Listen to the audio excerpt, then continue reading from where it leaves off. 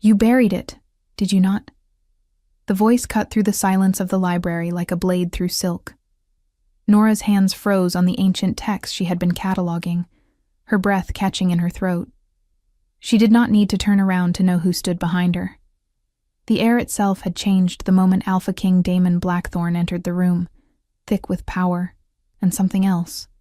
Something that made her wolf whimper and press itself against the walls of her mind where it had hidden for years. I do not know what you are talking about, Your Majesty. Her voice came out steadier than she felt, but her fingers trembled as she closed the leather-bound book. 24 years of practice at being invisible, at being unremarkable, at being safe, and it was all crumbling in the span of a heartbeat. She could feel his eyes on her back, could sense him moving closer with the predatory grace that made lesser wolves bare their throats in submission. The amulet, he said, and the word sent ice racing down her spine.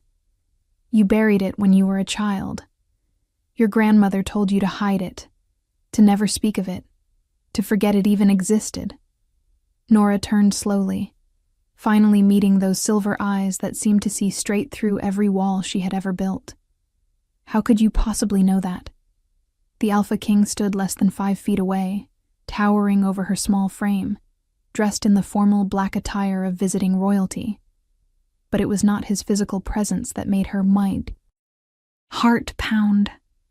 It was the way he looked at her, as if she were a mystery he was determined to solve, as if she mattered in a way that terrified her more than any threat ever could. Because it has been calling to me since the moment I set foot in this territory, Damon said, his voice dropping to something almost intimate, whispering a name over and over. Your name, Nora Ashwood. And I want to know why a forgotten Omega has an artifact of such power that it can reach across miles to summon an Alpha King. The memory crashed over her like a wave. She was 8 years old again, standing in her grandmother's garden under a moon so full it seemed to swallow the sky. The amulet had been burning against her chest, hot enough to leave marks on her skin, and the voices. Oh, the voices had been screaming prophecies she could not understand. Her grandmother, eyes wide with fear and something that looked like awe, had grabbed her shoulders hard enough to bruise. You must lock it away, child. You are too young, too untrained. The power will consume you if you are not careful. Promise me you will hide it until you are ready. Promise me. And Nora had promised, had taken the silver amulet with its moonstone center and placed it in the iron box her grandmother provided, had buried it deep beneath the rose bushes, had tried with everything in her to forget the way it sang to her blood. 16 years. 16 years of silence, of normalcy, of safety, until 3 days ago when the Alpha King arrived and the whispers started again, faint at first, then growing stronger each night, calling her back to the garden, calling her back to destiny she had never wanted. I am nobody, Nora said. But even as the words left her mouth, she knew he would not believe them. How could he when the lie tasted like ash on her tongue? You are the furthest thing from nobody that I have ever encountered. Damon moved closer still, and Nora found herself backed against the bookshelf, surrounded by the scent of old paper and his own intoxicating presence. Cedar and moonlight and raw power. What are you running from, little Omega? What frightens you so much that you would bury a piece of yourself in the ground and pretend it does not exist? You do not understand, Nora whispered, hating the way her voice shook, hating the vulnerability that exposure brought. The things I heard when I wore it, the visions, they were terrifying. I saw wars. I saw death. I saw the moon weeping blood across the sky. My grandmother said I was too young to bear such burdens, that the gift would break me if I tried to carry it before I was ready. Damon's expression shifted, something like recognition flickering in those impossible silver eyes. Oracle blood, he breathed. By the goddess, you carry oracle blood. That is why the amulet calls to you.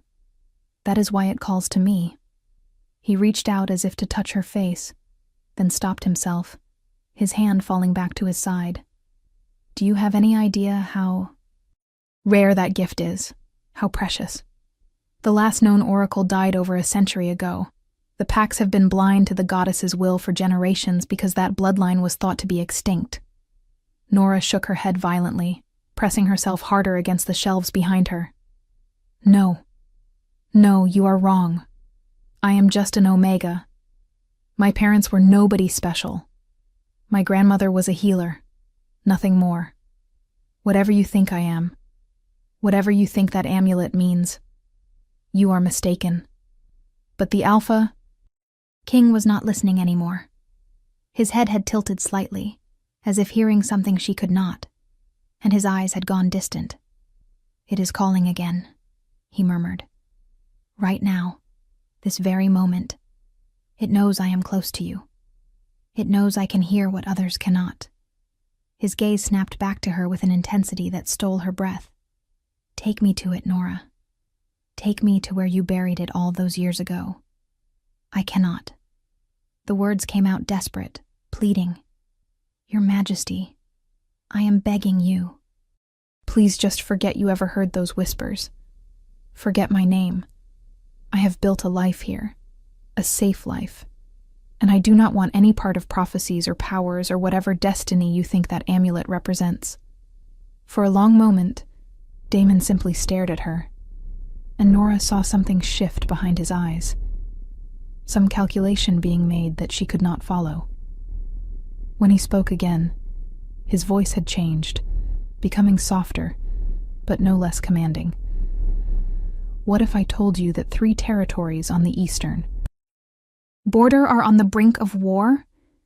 That without guidance from the goddess, without someone who can hear her voice and interpret her will, thousands of wolves will die in the coming months? He paused, letting the weight of his words settle over her. What if I told you that I have been searching for any sign of oracle blood for 5 years, ever since my father died and left me a kingdom tearing itself apart? Would you still choose safety over duty? Nora felt tears prick at her eyes, hating him for asking, hating herself for the way her heart responded to the pain in his voice. That is not fair, she said. You cannot put the weight of a war on my shoulders. I did not ask for this gift. I did not ask to be born with blood that hears things others cannot. I just want to be left alone. Fair. Damon's laugh was bitter. There is nothing fair about being king at 28 while watching your people prepare for a conflict that could destroy everything our ancestors built. There is nothing fair about carrying the responsibility for thousands of lives and having no way to know if the decisions you make are right or wrong. But we do not always get to choose our burdens, Nora. Sometimes they choose us. The sound of footsteps in the hallway outside made them both freeze. A moment later, a melodious voice called out, Damon? Darling, are you in here?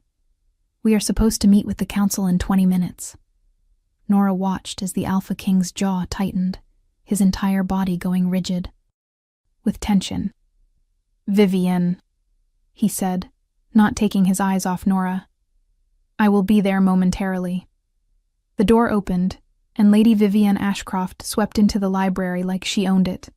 All elegant curves poured into a deep blue dress that probably cost more than Nora made in a year. Her blonde hair was arranged in an elaborate updo that seemed to defy gravity, and her ice blue eyes swept the room before landing on Nora with the kind of dismissive assessment that made her feel even smaller than usual. Oh, Vivian said, her tone suggesting she had just discovered something unpleasant on the bottom of her shoe. I did not realize you were conducting business with the help. How very democratic of you. Damon's voice turned to steel. Miss Ashwood is not help. She is the chief archivist of this territory, and an invaluable resource for understanding the history and traditions of the Silver Moon Pack. I suggest you show her the respect she deserves. Something dangerous flickered in Vivian's expression before she smoothed it away behind a practiced smile. Of course, my apologies. I meant no offense. She turned that smile on Nora, and it reminded her of a snake about to strike. You must forgive me, Miss Ashwood. Sometimes I forget that not everyone shares my dedication to propriety and station. I am sure you are very good at whatever it is you do with these dusty old books. If you are enjoying this story, do not forget to leave a like and subscribe to the channel for more emotional stories like this one. Nora felt her face flush, but forced herself to meet Lady Vivian's gaze. I catalog and preserve the written history of our people so that future generations might learn from the past. I find it quite fulfilling work.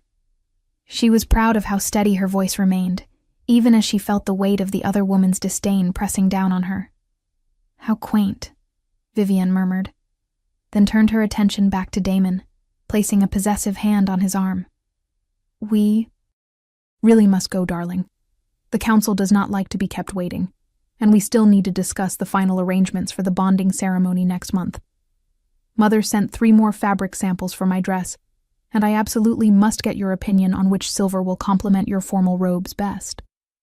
Nora's heart stuttered in her chest. Bonding ceremony. Next month. Of course, the Alpha King was already promised to someone else. Of course, Lady Vivian, with her perfect beauty and perfect pedigree, was his chosen mate. What had she been thinking, letting herself respond to his attention even for a moment?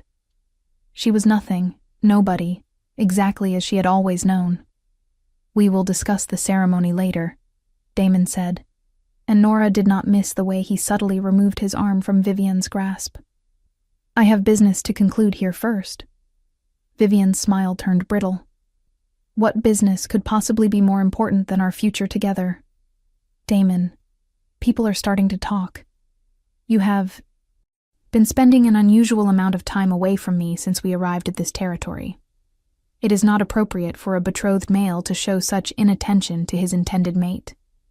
Then perhaps they should concern themselves less with gossip and more with the actual work of governance, Damon replied, his tone brooking no argument. Now, if you would excuse us, Miss Ashwood and I were in the middle of an important discussion about historical artifacts that may have bearing on current territorial disputes. For a moment, Vivian looked like she wanted to argue, but something in Damon's expression must have warned her off. Instead, she turned back to Nora with a smile that did not reach her eyes. Historical artifacts. How fascinating. I do hope you are being helpful to His Majesty, Miss Ashwood. It would be such a shame if he wasted his valuable time on a dead end. The threat in her words was subtle, but unmistakable. Nora nodded, not trusting herself to speak.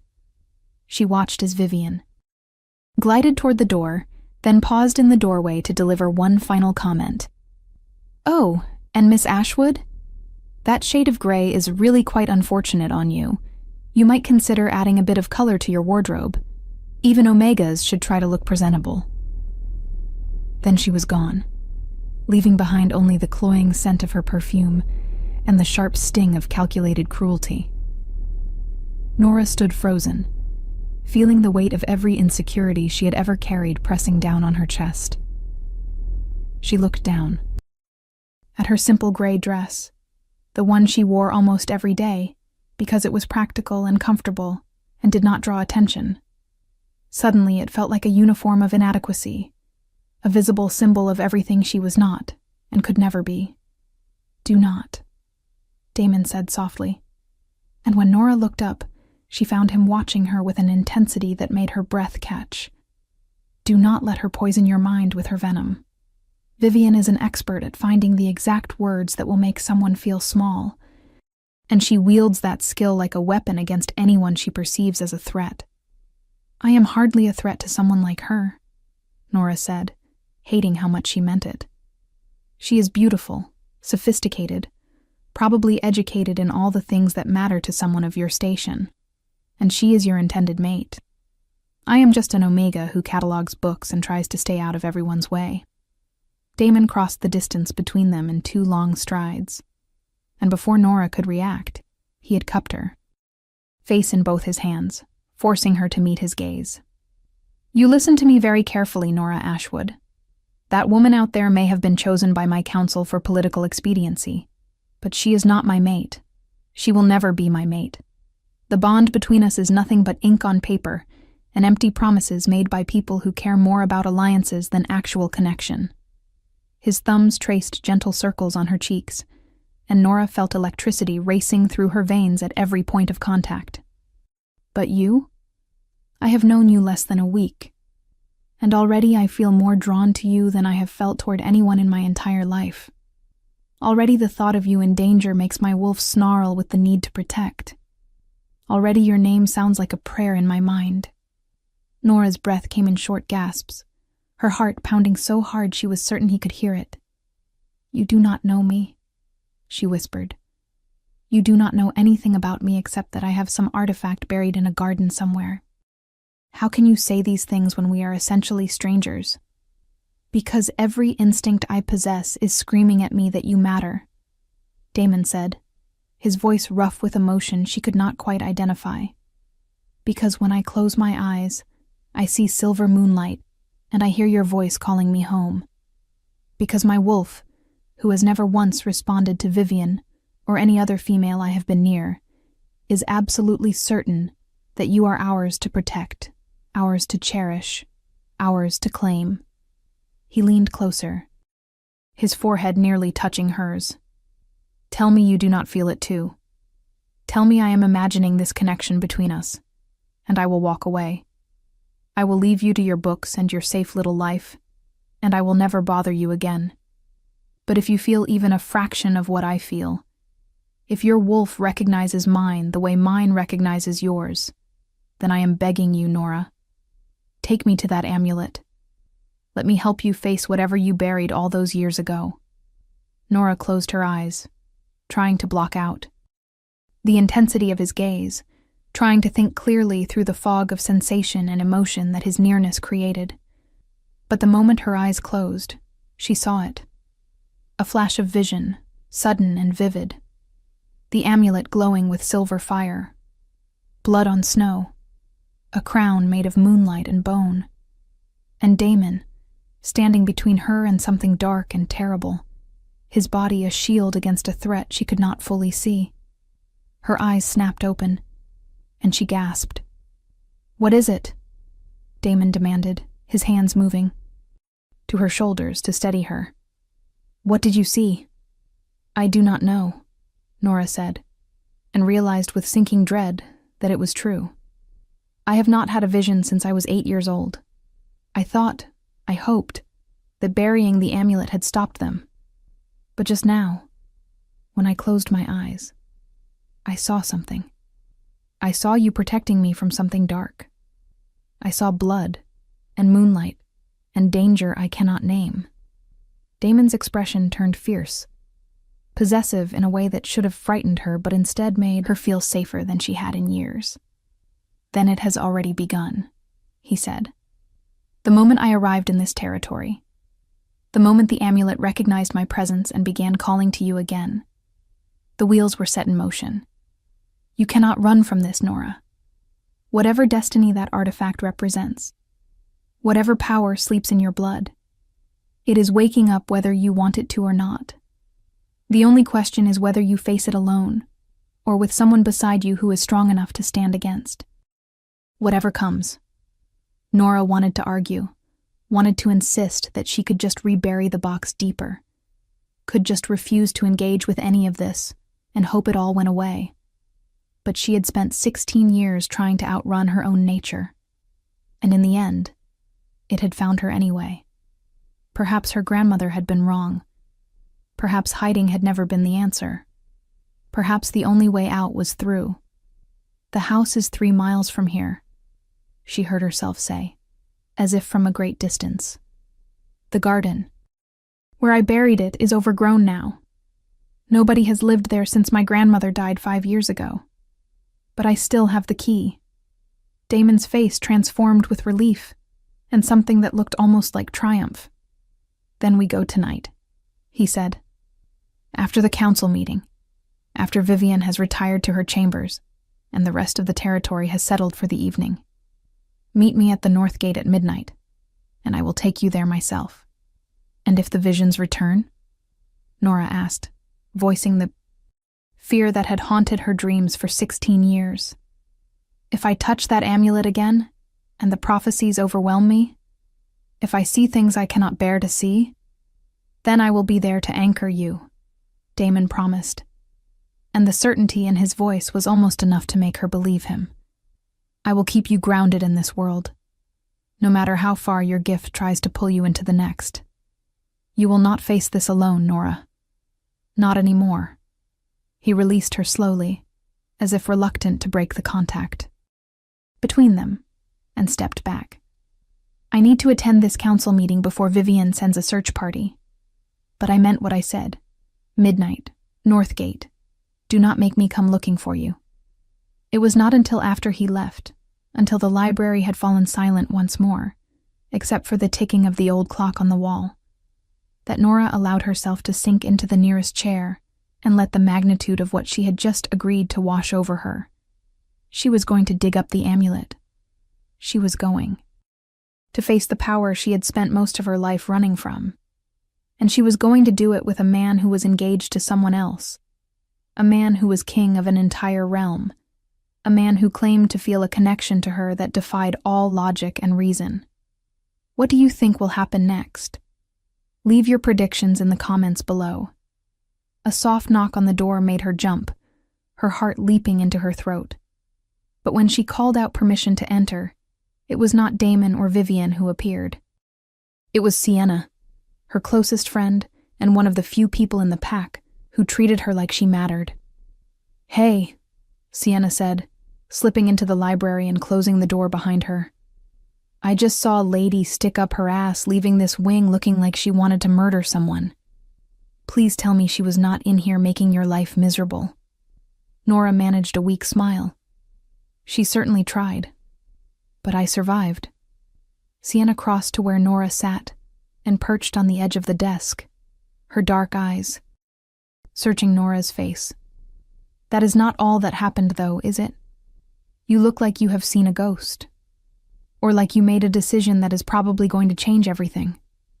It was moments like this that reminded Nora why she loved Sienna. Her friend had always been able to read her better than anyone else, had always known when something important was happening, even if Nora tried to hide it. "I cannot talk about it yet," Nora said quietly. "But yes, something has changed. Something big. And I am terrified, Sienna. I am absolutely terrified." Sienna reached out and took Nora's hand, squeezing it gently. "Is this about the Alpha King? Because, girl, I have eyes. The way that man looks at you is not how someone looks at a random archivist. That is how someone looks at their next obsession." Nora felt heat rise to her cheeks. "He is engaged to Lady Vivian. Whatever you think you see, it does not matter. He belongs to someone else." "Does he, though?" Sienna tilted her head, thoughtfully. "Because from where I am standing, that engagement looks like a political arrangement that neither party is particularly happy about. And the way he watches you when he thinks no one is looking, that is not political convenience. That is something a lot more dangerous." "Dangerous," Nora repeated. "Yes, that is exactly the right word for it. Everything about this situation is dangerous." She pulled her hand away from Sienna's and stood, moving to the window that overlooked the pack. "Grounds. I have spent my entire life trying to be invisible, trying to stay safe, trying not to attract attention. And now the most powerful wolf in the realm is telling me I matter, that I have some destiny I cannot escape, that I need to face something I buried 16 years ago because it is calling to him." Sienna was quiet for a moment, then said softly, "Maybe being safe is not the same thing as being alive, Nora. Maybe you have been so busy hiding that you forgot how to exist. And maybe, just maybe, this terrifying thing that is happening is actually an opportunity to become who you were always meant to be." Nora turned to face her friend, tears threatening to spill over. "And what if who I was meant to be is someone I do not want to be? What if the visions come back and they break me? What if the power in my blood is too much to control? Then you learn to control it," Sienna said simply. "And you let the people who care about you help you through it. You are not 8 years old anymore, Nora. You are not that scared little girl who had to bury something because she did not have the tools to understand it. You are strong. You are capable.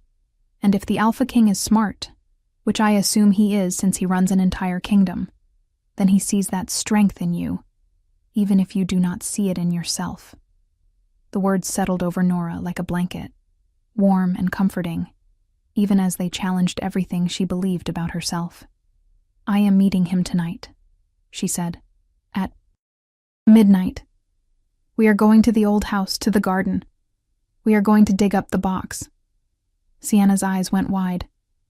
The box? You mean the thing your grandmother made you bury? The thing you have never talked about in all the years I have known you?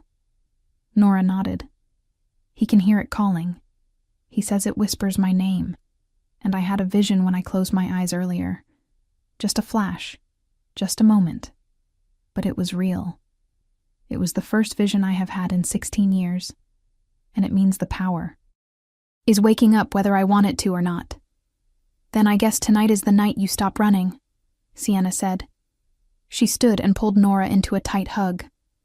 For what it is worth, I think you are doing the right thing. Scary, yes. Dangerous, probably. But right. And I will be here when you get back, ready to hear all about it and help you deal with whatever comes next. They held each other for a long moment, and Nora allowed herself to draw strength from her friend's certainty. Then Sienna pulled back, gave her one last encouraging smile, and left the library, leaving Nora alone with her thoughts and the ticking clock that seemed to be counting down the hours until midnight. The rest of the day passed in a blur.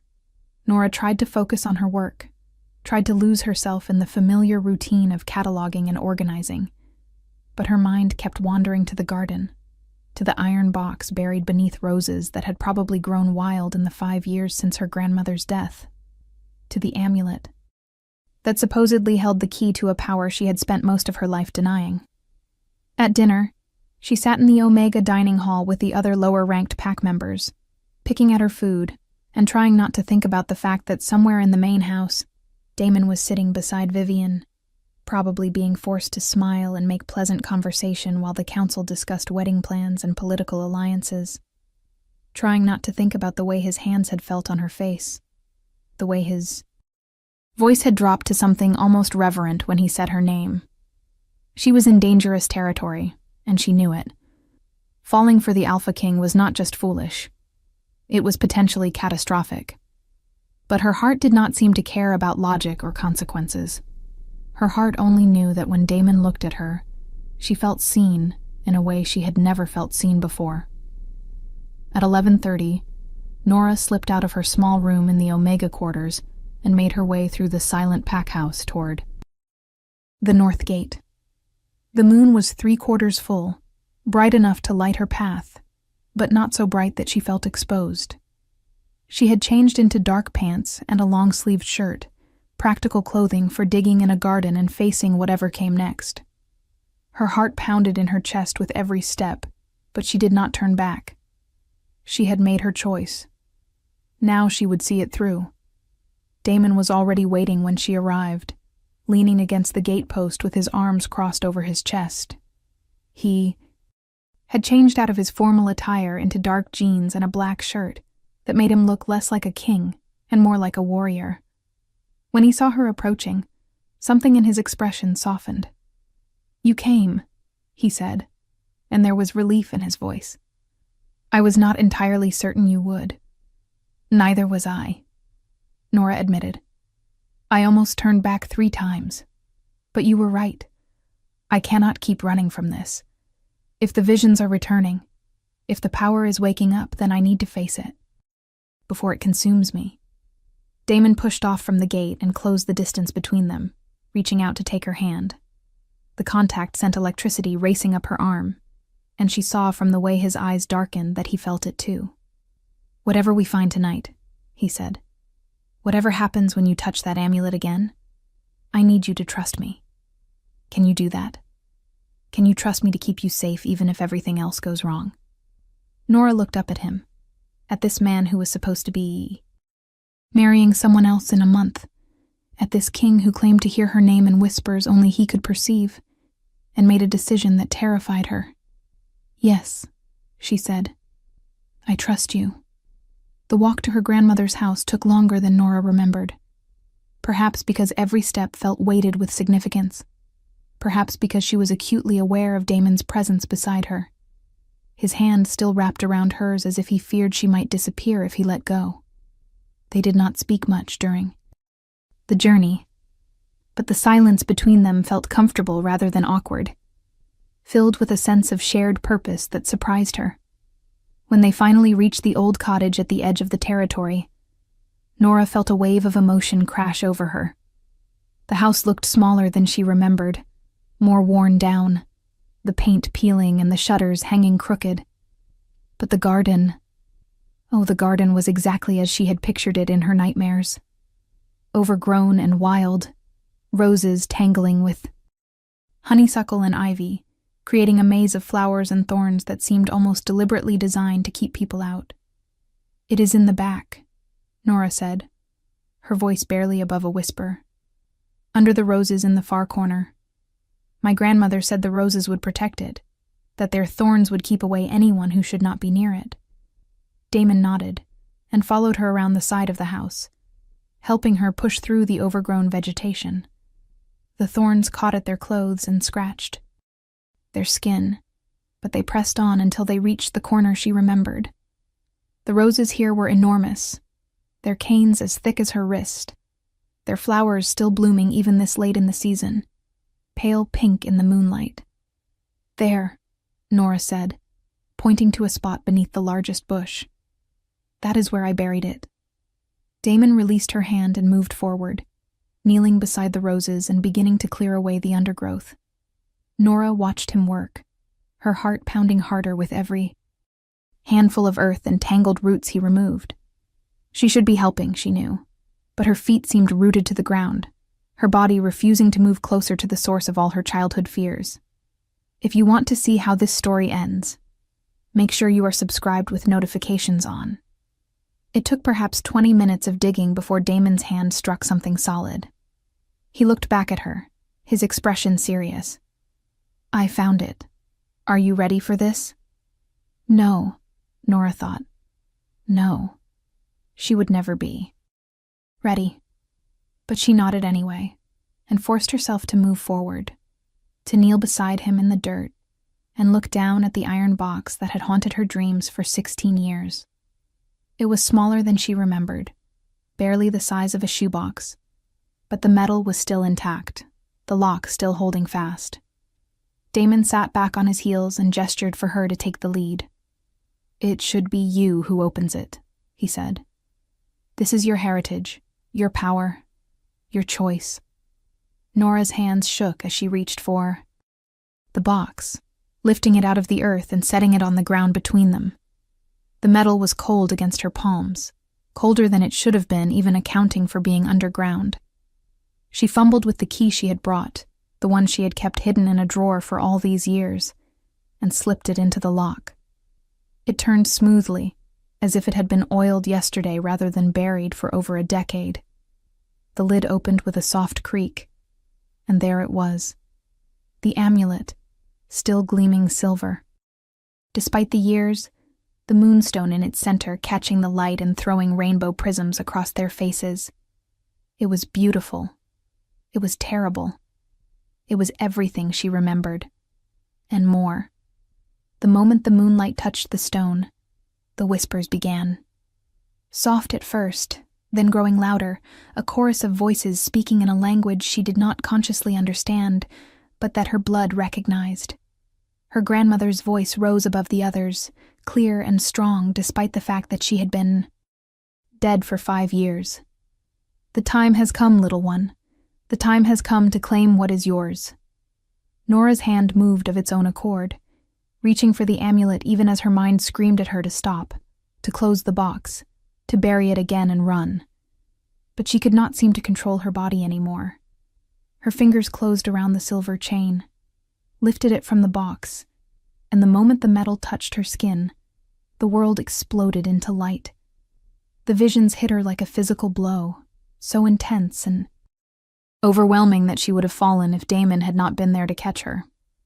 She saw wars spanning centuries, packs tearing each other apart over territory and pride and ancient grudges that no one even remembered the origins of. She saw the moon herself, weeping silver tears that fell to earth and became wolves, the first of their kind, blessed and cursed in equal measure. She saw a crown made of bones and moonlight, saw it placed on Damon's head while blood dripped from the brow where it rested. She saw herself standing beside him, no longer small or invisible, power radiating from her like light from a star.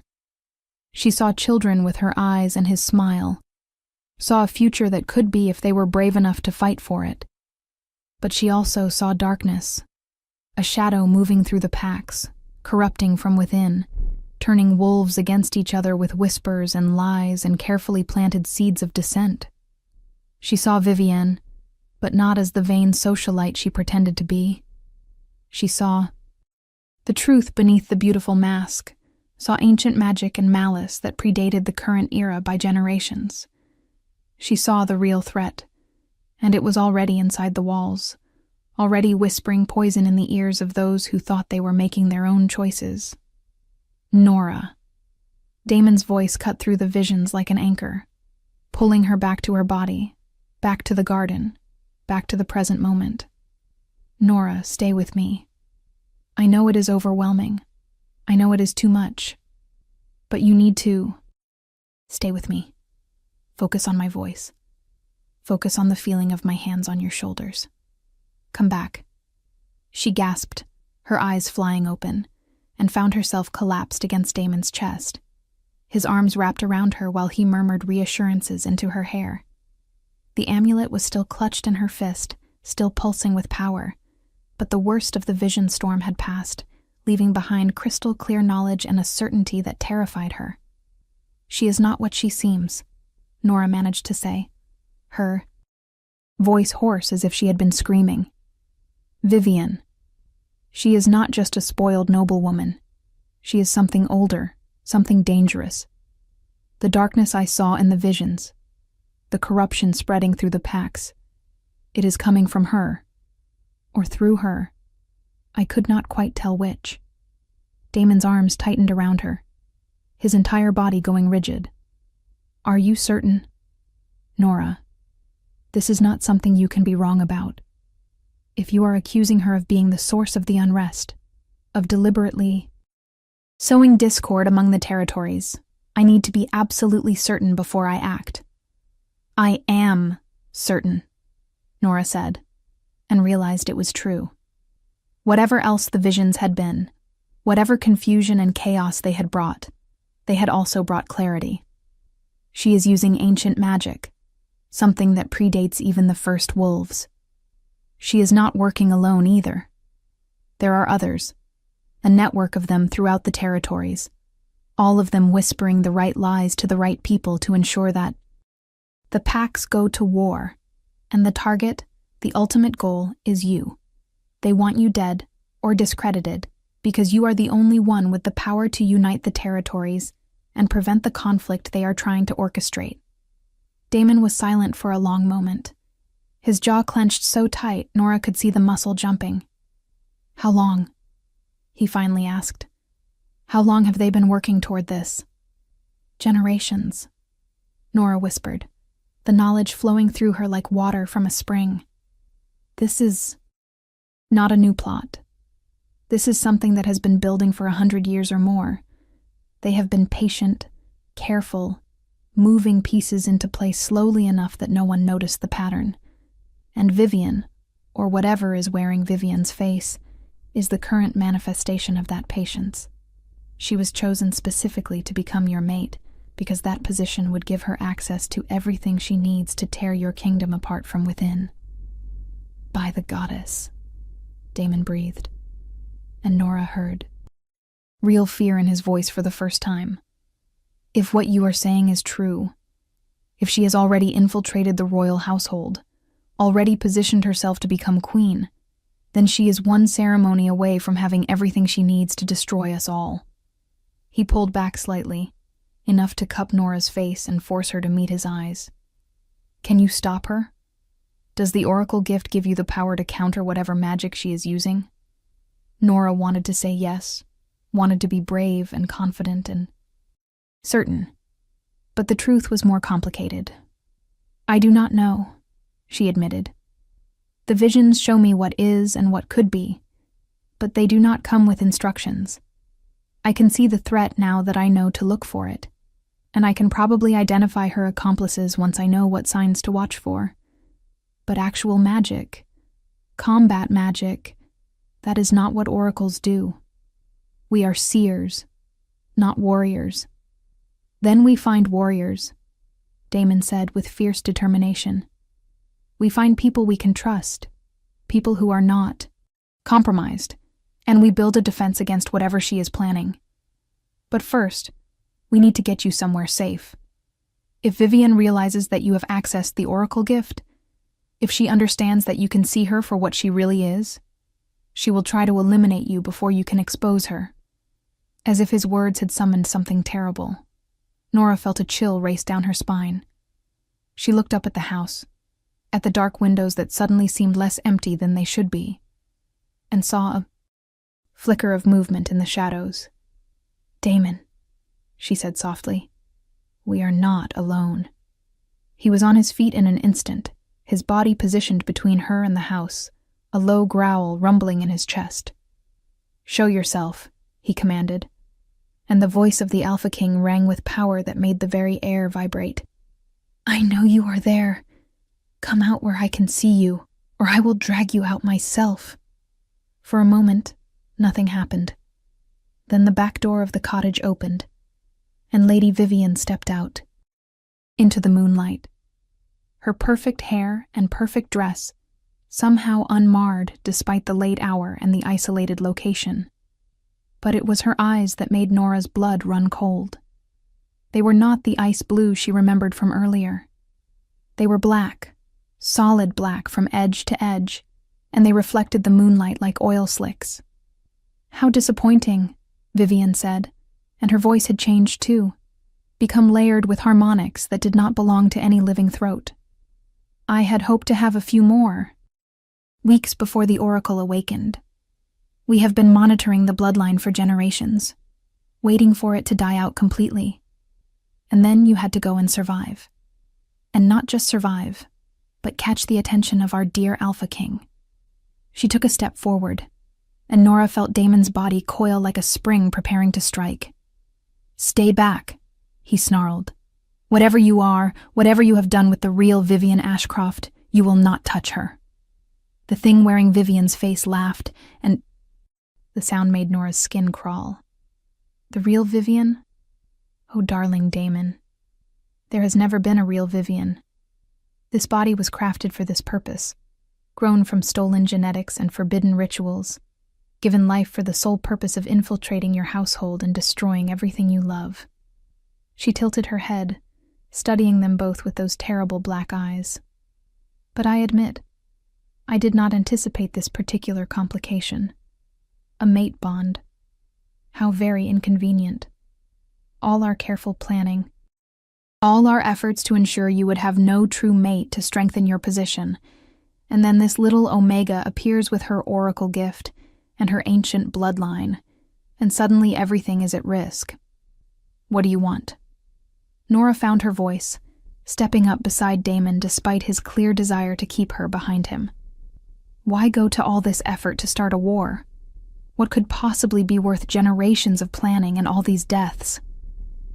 Vivian's smile widened, showing too many teeth. What do all conquered people want? Little Oracle. Freedom. Revenge. The restoration of what was stolen from us. She spread her arms wide, and the moonlight seemed to bend around her unnaturally. Your precious wolves stole this world from us millennia ago. We who were here first, we who walked between realms and spoke with gods, we were pushed aside, diminished, nearly destroyed by the rise of the shapeshifters. But we did not die. We simply waited. We learned patience. We learned how to hide in plain sight, how to wear the faces of our enemies. how to turn their own strengths into weaknesses. Damon's growl intensified. "The Fae," he said, recognition dawning in his voice. "You are what remains of the old Fae, the ones from the legends. But those legends say your kind was banished, locked behind the veil after the Great War. How did you get through?" "The veil is not as impenetrable as your ancestors believed," Vivian purred. "Especially when you have centuries to find the cracks, to widen them slowly, to slip through one by one, and build your army in secret. We have been here for longer than you know, wearing the faces of your nobles, your advisors, your lovers. And now, finally, we have the pieces in place to reclaim what should have always been ours." She took another step forward, and Nora saw shadows begin to gather around her, coalescing into forms that hurt to look at directly. "The question is, what will you do about it, Alpha King? Will you try to fight me here, now, and risk the Oracle's life in the process? Or will you run back to your castle and try to warn your people, giving me time to complete the ritual that will tear open the veil completely and allow the rest of my kin to flood into this world?" It was a trap, Nora realized with sudden clarity. Either choice played into Vivian's hands. If they fought here, Nora could be hurt or killed in the crossfire, eliminating the only person who could identify the other Fae infiltrators. If they ran, Vivian would have time to complete whatever she had planned, and the war would become inevitable. But there was a third option, one that the Oracle gift whispered to her in her grandmother's voice. "The amulet," Nora said softly, looking down at the silver pendant still clutched in her hand. "It is not just a focus for visions. It is a key to the old magic, the magic that predates both wolves and Fae. My grandmother's grandmother was the last high priestess of the moon goddess, and this was her tool of office. If I can remember how to use it, I can close the cracks in the veil, seal them so thoroughly that nothing can pass through again for another 1,000 years." Vivian's confident expression flickered, just for a moment, and Nora knew she had found the weak point in the Fae's plan. "You do not know how," Vivian said, but there was uncertainty in her voice now. "You barely understand your own gift. You certainly cannot wield High Priestess magic without training, without years of study and preparation. You would burn yourself out trying and accomplish nothing but your own destruction." "Maybe," Nora agreed. "Or maybe the gift comes with its own instructions when the need is great enough. Maybe my blood remembers even if my mind does not." She closed her eyes and wrapped both hands around the amulet, feeling it pulse against her palms like a second heartbeat. "There is only one way to find out." "Nora, no," Damon said, his voice raw with fear. "You do not know what that will do to you. The visions were overwhelming enough. Trying to channel actual magic through an untrained body could kill you. And letting her complete the ritual will kill thousands," Nora replied, opening her eyes to meet his gaze. "I know you want to protect me. I know every instinct you have is screaming at you to get me away from danger. But this is what I was born for, Damon. This is why the bloodline survived when it should have died out. This is why the amulet called to you when you came here. Because we were meant to find each other. Because together we have a chance to stop this before it starts." She saw the war playing out across his face, the king's duty battling with the mate's need to keep her safe. Then something in his expression shifted, hardened into resolve. "Together," he said. "If you are going to do this, we do it together. I do not know how. I do not know if it is even possible. But if you need power to channel, then take mine. Use the mate bond.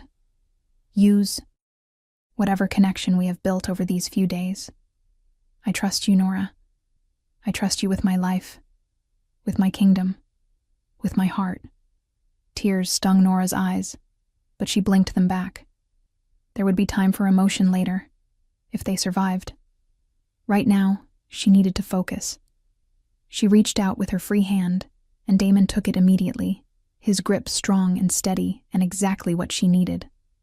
"This is very touching," Vivian said, her voice dripping with sarcasm. "But it changes nothing. You cannot stop what is already in motion, little oracle. The ritual is already 3/4 complete. By dawn tomorrow, the veil will fall, and your precious wolf kingdoms will burn." "Then I guess we better work fast," Nora said, and pressed the amulet against her chest, right over her heart. The power that flooded through her was beyond anything she had experienced in the visions. This was not just seeing, this was being. She felt herself expand, felt her consciousness stretch beyond the boundaries of her body to encompass the garden, the territory, the entire network of ley lines and ancient magic that crisscrossed the wolflands like veins carrying blood. She felt Damon beside her, his presence a golden anchor that kept her from flying apart, his strength flowing into her through the bond they had forged. And she felt the veil itself, that ancient barrier between worlds that had been erected by the combined sacrifice of hundreds of wolves and other supernatural beings who had recognized the threat the Fae posed. It was damaged, just as Vivian had said, riddled with cracks and weak points that leaked power like wounds that had never properly healed. But the structure was still intact, the fundamental magic still holding. It just needed someone who could see the pattern, who could understand the original weaving well enough to repair it. Someone like an oracle descended from the high priestess who had helped create it in the first place. Nora's grandmother's voice rose in her mind, strong and clear and full of love. "You were always meant for this, child. Every vision I ever helped you suppress, every power I taught you to fear, it was all preparation for this moment. The gift is not a burden. It is a responsibility. It is a choice to stand between the innocent and the darkness, to be the shield when no one else can be. And you are strong enough. You have always been strong enough. Now prove it." With a thought that was more feeling than words, Nora reached out to the damaged veil and began to weave. She pulled power from the amulet, from Damon, from the moon above and the earth below, from her own blood that remembered the ancient songs. She found the cracks and sealed them, found the weak points and reinforced them, found the places where Fae magic had corrupted the original structure and burned it away with silver fire. Vivian screamed, a sound of rage and disbelief and pain that echoed across multiple dimensions. "No, you cannot do this. We have worked for centuries. We have sacrificed everything. You are just one girl, one untrained, insignificant girl." "She is not insignificant." Damon's voice cut through the chaos, ringing with absolute conviction. "She is my mate. She is the oracle. She is the strongest person I have ever met, and she is going to stop you." Nora felt the final crack seal, felt the veil strengthen and solidify into something that would hold for millennia to come, and with the last of the power flowing through her, she did one more thing. She reached through the veil to where Vivian's true essence was tethered and severed the connection. The thing wearing Vivian's face collapsed like a puppet with cut strings, the black fading from its eyes as the artificial construct lost the power sustaining it. Within seconds, there was nothing left but empty clothes and a faint smell of ozone, as if a storm had passed through. Nora fell to her knees, the amulet dropping from nerveless fingers, every ounce of energy drained from her body. But Damon was there, catching her before she could hit the ground, cradling her against his chest as if she were the most precious thing in the world. "You did it," he murmured into her hair, his voice thick with emotion. "By the goddess, Nora, you actually did it. You saved us all." "Is it over?" Nora managed to ask, her voice barely a whisper. "Did we stop them?" "The veil is sealed," Damon confirmed. "I could feel it happen, feel the barrier strengthen. Whatever army the Fae had waiting on the other side, they will not be crossing over anytime soon. And without their anchor point in this world, Without Vivian to coordinate their infiltrators, their whole plan falls apart. He pressed a kiss to her forehead, then her cheeks, then finally her lips, gentle and reverent and full of promise. You were magnificent. You were everything I knew you could be and more. And I am never letting you out of my sight again. Nora wanted to laugh, wanted to cry, wanted to do something other than just lie there exhausted in his arms. But her body had other ideas, and she felt consciousness starting to slip away, her exhausted mind demanding rest after the incredible expenditure of power. Sleep, Damon said softly, seeming to sense her struggle. You have earned it.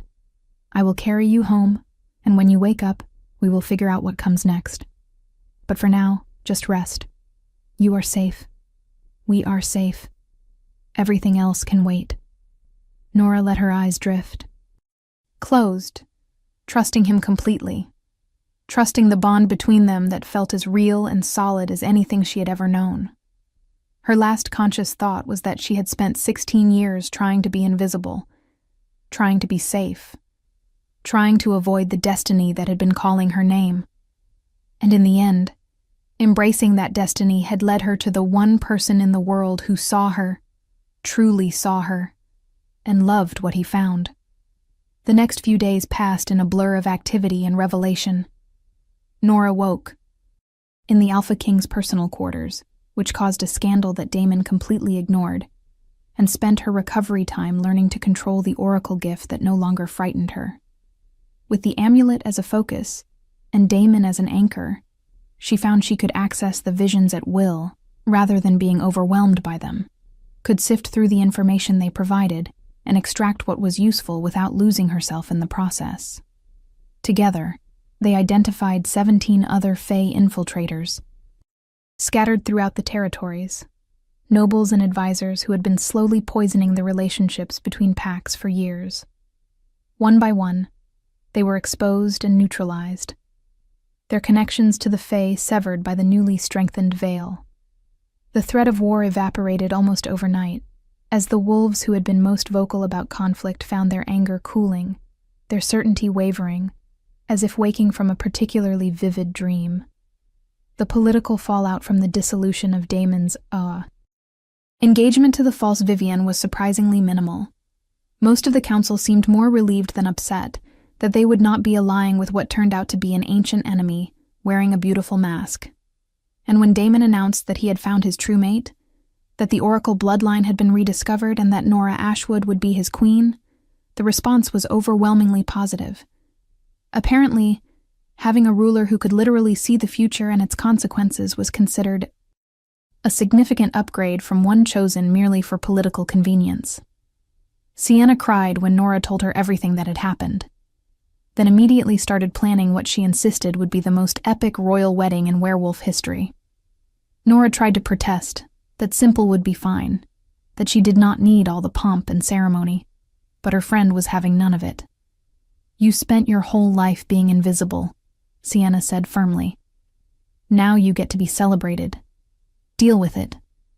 The formal claiming ceremony took place on the next full moon, under skies so clear it seemed the goddess herself was watching. Nora stood in the sacred circle wearing a gown of silver and white, the amulet resting against her collarbone where it would stay for the rest of her life, and pledged herself to the Alpha King, who had heard her name in whispers and refused to let her hide. When Damon bit into the junction of her neck and shoulder, marking her as his mate for all the world to see, Nora felt the bond between them solidify into something unbreakable, felt her wolf finally emerge from the shadows, where it had been hiding, and press itself against his in perfect unity. And when she bit him in return, claiming him just as thoroughly as he had claimed her, she heard the goddess's voice clear as a bell in her mind, full of approval and joy. Well done, daughter. Well done. The reception lasted well into the night, with wolves from every territory in the kingdom coming to pay their ouds. Respects to the new queen, and to celebrate the end of a threat they had not even known they faced. Nora accepted their congratulations with grace that surprised her. No longer the shy Omega who had hidden in libraries, but not quite ready to be comfortable with all this attention either. She was still learning who she was now, who she was meant to become, but she no longer feared the process. As the moon climbed higher in the sky, and the celebration showed no signs of slowing, Damon pulled her aside onto a balcony that overlooked the pack grounds, giving them a moment of relative privacy. "Are you all right?" he asked, tucking a strand of hair behind her ear. "I know this is a lot to process. A week ago, you were cataloging books and trying to stay invisible. Now you are queen of an entire kingdom and the only oracle anyone has seen in a century." Nora leaned into his touch, marveling at how natural it felt, how right. "I am terrified," she admitted. "I have no idea how to be a queen. I have no idea how to use this gift properly or what responsibilities come with it. But I am also happier than I have ever been, because I am not facing any of it alone. Because you see me, Damon. The real me. Not just the power or the bloodline or the destiny. You see the girl who was scared and tried to hide and buried her potential in an iron box. And you love her anyway. I love her especially," Damon corrected. "The girl who was brave enough to face her fears when it mattered. The woman who stood between an ancient enemy and everyone she could have just let die while she ran. The mate who trusted me enough to let me anchor her while she saved the world." He kissed her slowly, thoroughly, with a possessiveness that made her knees weak. "You are mine, Nora Ashwood. My mate, my queen, my oracle, my everything.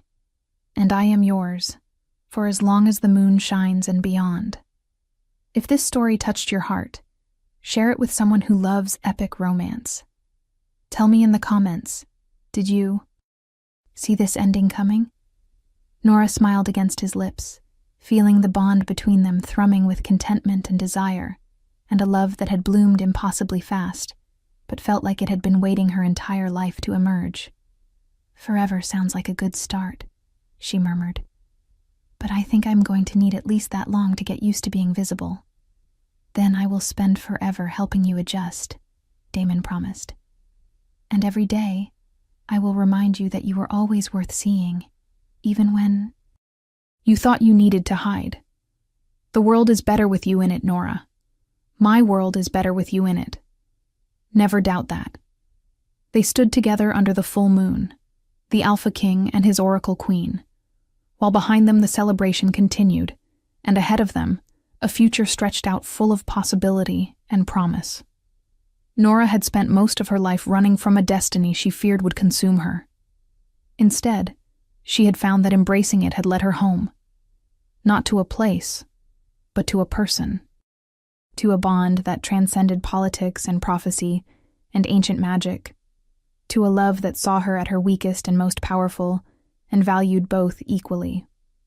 The amulet pulsed warm against her chest, and in the back of her mind, she heard her grandmother's voice one last time, full of pride and peace. "You chose well, little one, and you will be magnificent." Nora closed her eyes and sent a silent thank you to the woman who had protected her, who had known even then that hiding was only ever meant to be temporary, that the gift would call when the time was right, that destiny could be delayed, but never truly denied. Then she opened her eyes and looked up at Damon, at this impossible man who had heard her name whispered on the wind and crossed territories to find her, and knew with absolute certainty that every moment of fear, every year of hiding, every sacrifice along the way had been worth it to arrive at this moment. She was seen. She was loved. She was exactly where she was meant to be.